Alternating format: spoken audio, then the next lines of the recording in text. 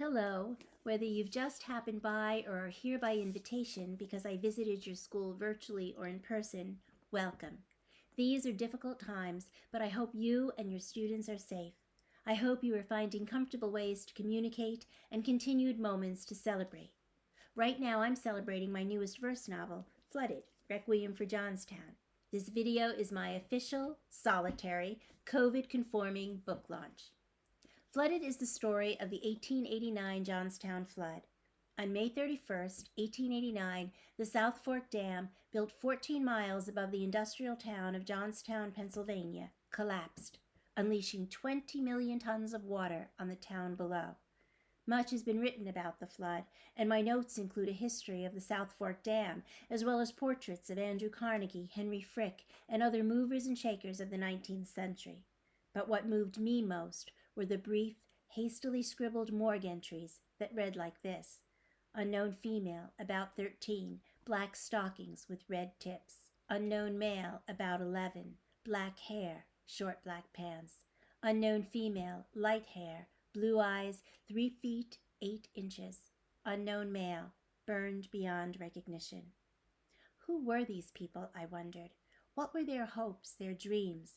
At least 2,209 people, including 99 entire families and 396 children, perished in the Johnstown flood of 1889. It's difficult for us to wrap our minds around such large numbers, but every scratch mark represents a unique person. Every scratch mark is a hope or a dream extinguished. Told through the voices of the Johnstown community, including some who did not survive, Flooded, Requiem for Johnstown tells the story of ordinary individuals during a moment of profound reckoning. The timeline of human experience has always been marked with challenging moments. It is at the same time marked with moments of courage, resilience, and hope. In our own COVID-impacted lives, we are learning that actions or inactions have consequences. More than 100 years ago, the bedraggled survivors of a hard-working industrial community learned the very same lesson. I'd like to share with you the first poem in Flooded, which is The Voice of the River.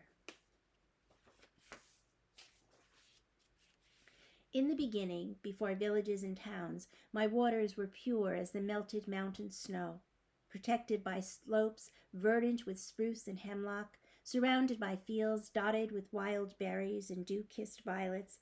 I blissfully babbled and danced. Silvery pickerel, bass, and trout sparkled in the sunlight, and when storms raged, found shelter within and around my sunken logs and rocks. Earliest inhabitants respected the beneficence of my waters and gratefully offered prayers for the gifts I shared. But the trees through which I happily rambled slowly disappeared. Townspeople buried their waste on my narrowing banks and fouled my water with night soil and slag. The open fields, the wild berries and purple flowers, the fragrant hedgerow and colorful underwood were unearthed, the rich, fertile soil carted away, and my natural river depths and borders reshaped and rebuilt to suit the ever-changing needs of man. We hear more from the river throughout the novel, and we also hear from Joe, Gertrude, and Daniel, William, George, Monica, and a sprinkling of others. Everyone has a story. Thanks for stopping by. I hope you'll want to read more, and if you decide that you do and would like suggestions for how you might use Flooded in your classroom or on your screen, if you or your students have any questions, please contact me. My email address is on the contact page of my website, annberg.com. Meanwhile, stay safe. And remember, each of us is only a Zoom away.